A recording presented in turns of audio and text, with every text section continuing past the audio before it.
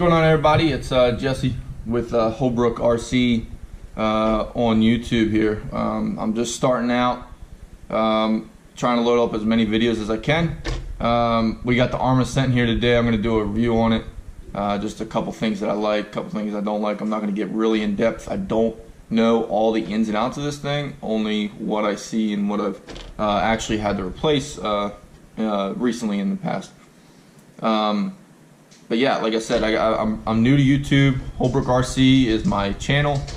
Bear with me, I'm trying to load videos up, but go ahead and subscribe, follow me, get the alerts.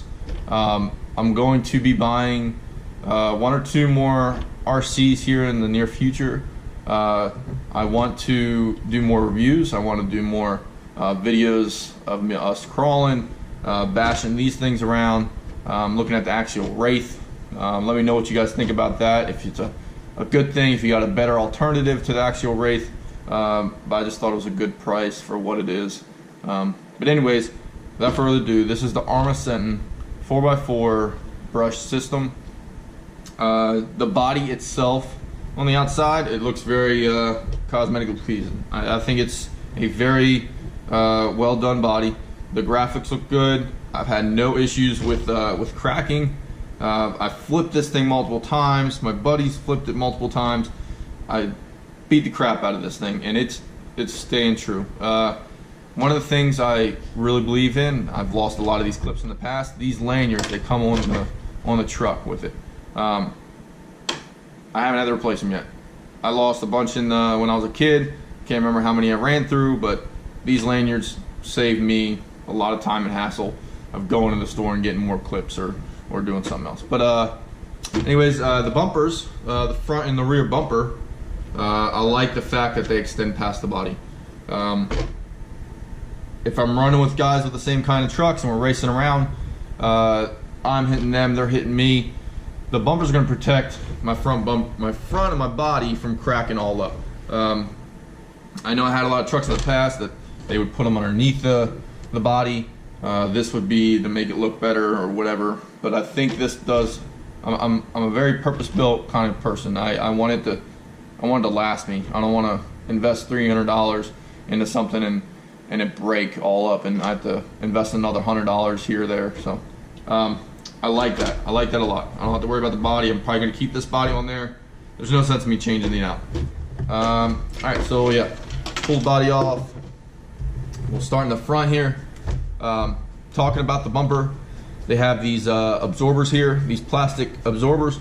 They're easily changeable. If they crack, go up to the store, get a new one, put it in, you're done. You don't have to buy a whole new bumper assembly, which would cost you more. You just buy this small little absorber. Every time you were to hit a tree, that thing's going to compress like that, and it's going to save you a lot of time. Or sorry, it's going to save you a lot of money. On the shocks, I noticed that they have these guards they put. Like I said, it's the little things that I really appreciate about this truck. These guards, they're going to keep any rocks or anything from hitting the rods on the shock absorbers. The shock absorbers do not have an adjustment on the tower. They are fixed. You cannot do any adjustments other than put these spacers in there, and they do give you a bag of spacers with the box that it comes in. So you'll just pull these out, put them in, adjust your spring tension. If you're not happy with it, you can adjust it. I haven't had any issues with it. I haven't been jumping it a lot. I just kind of been running around in the sand and the dirt. But yeah, I have no issues with how it's set up out of the box, ready to go. If we go a little farther back, we have these splash guards here. I really like the idea of these splash guards. I say I like the idea because they had good intentions with this. The only thing that I wish they would have done is make them taller. The reason for that, if you put the body back on, this one, I don't know if you guys are going to be able to see this or not. Let's see here. I don't know if you guys can see inside there, but that splash guard doesn't go all the way to the roof of the body, right? So what's that mean? These tires are going to fling up mud over top that splash guard, and it's still going to get in there. Does it save you a lot of hassle of rocks and crap going out to the sides instead of over? Yes, it does. I'm not saying it doesn't do anything. I'm just saying it could have been executed a little bit better with Arrma. They got really good intentions. I'm hoping for the best in the future with their trucks that are coming out. But I would say that should meet up with the body. If they're going to make it a splash guard, go the extra inch and put it all the way to the top of the body. The servo I have in there right now is the stock servo from Arrma. Have no issues with it. It works perfectly. The steering that's set up on it works perfectly. Has really good turning radius on it.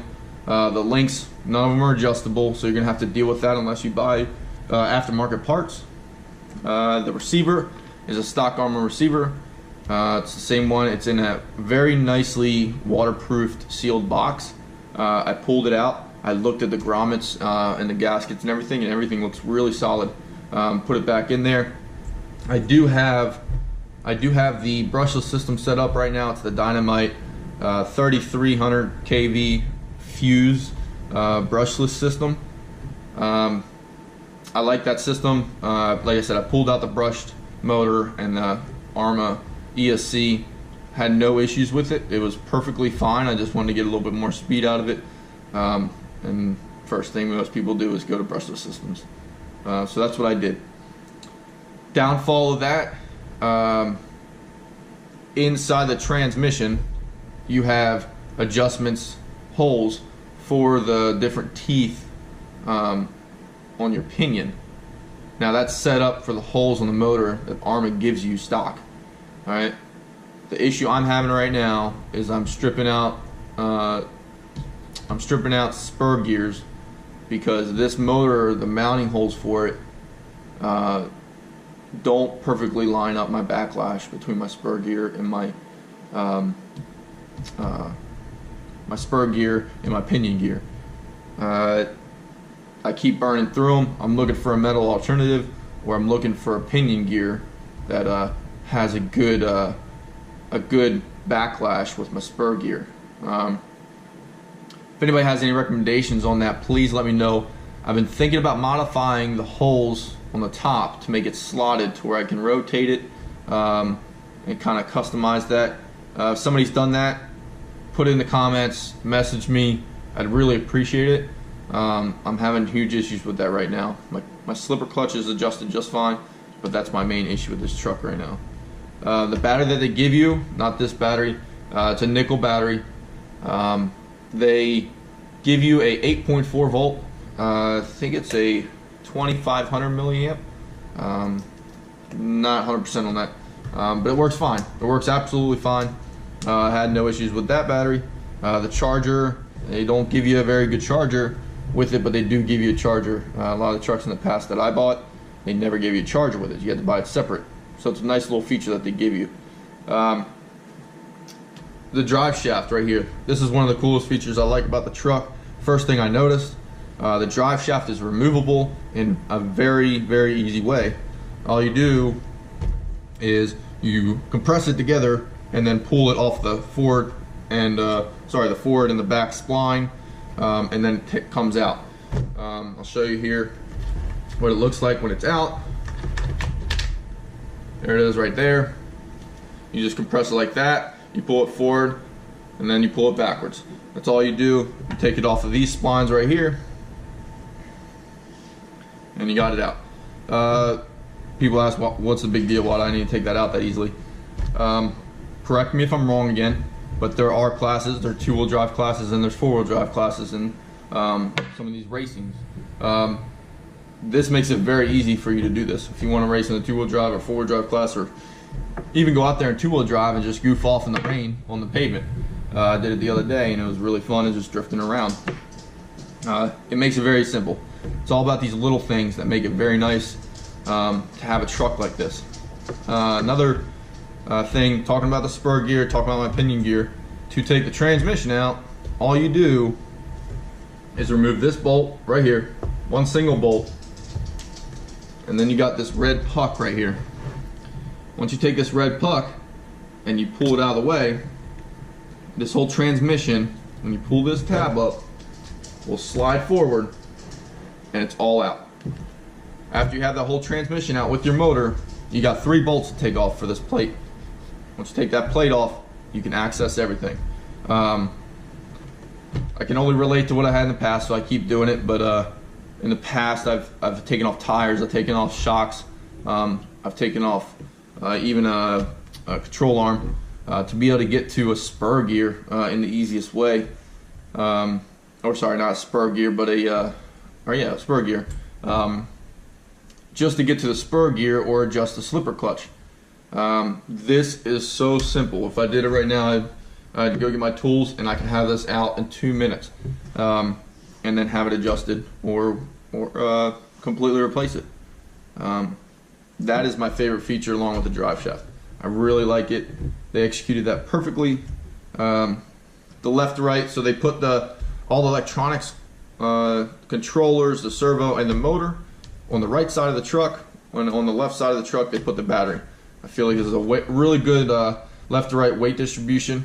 I have no issues with it balancing perfectly center when I hold it up. So that's going to help you out in the short tracks.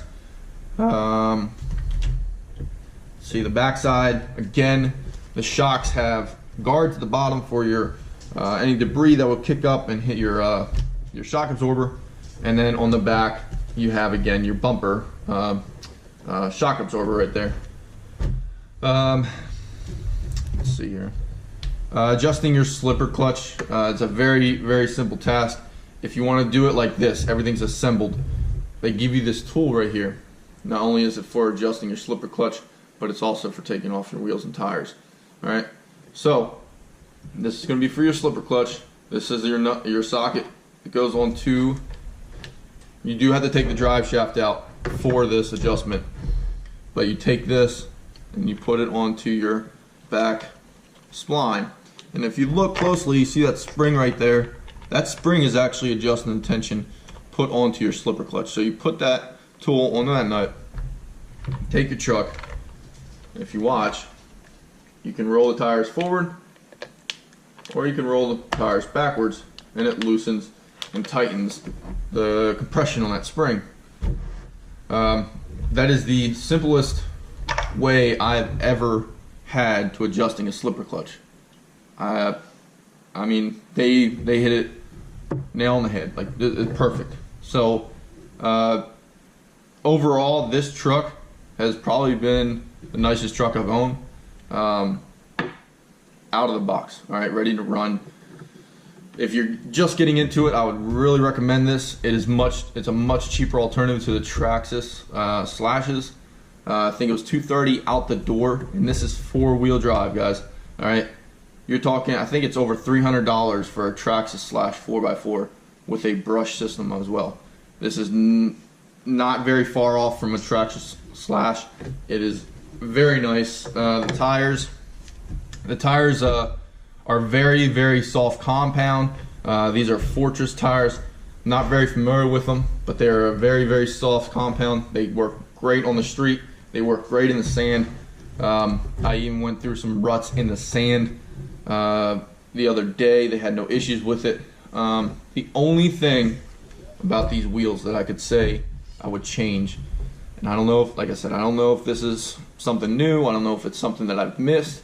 But if you look at the diameter of the wheel on the inside, right, it's almost like a thin wall, right? So it's a very, very wide diameter, and then on the outside, you got a smaller one. I get why they put on the outside, right? You want sidewalls.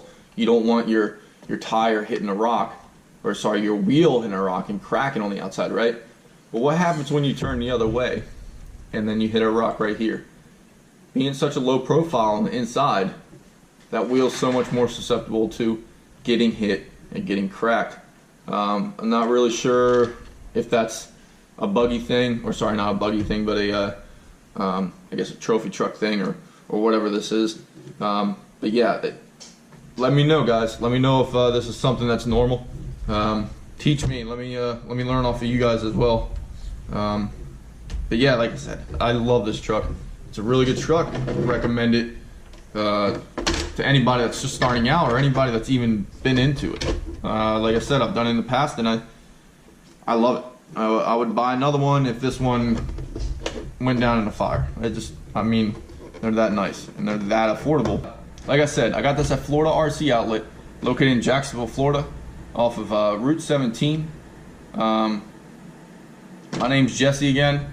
I'm starting this YouTube page for Holbrook RC. Sorry, my channel, Holbrook RC. Just starting out, wanting to get a good community going.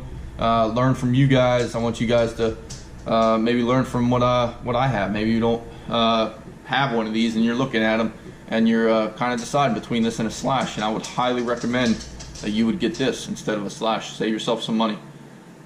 There's no need for that. But yeah, I appreciate it. I'm going to start a Facebook page tonight. It will be the same name as my YouTube channel, Holbrook RC. But yeah, just check me out. If you like what I do, it's not just going to be RC stuff. I'll expand later on car projects, truck projects, stuff like that. But yeah, have a good one.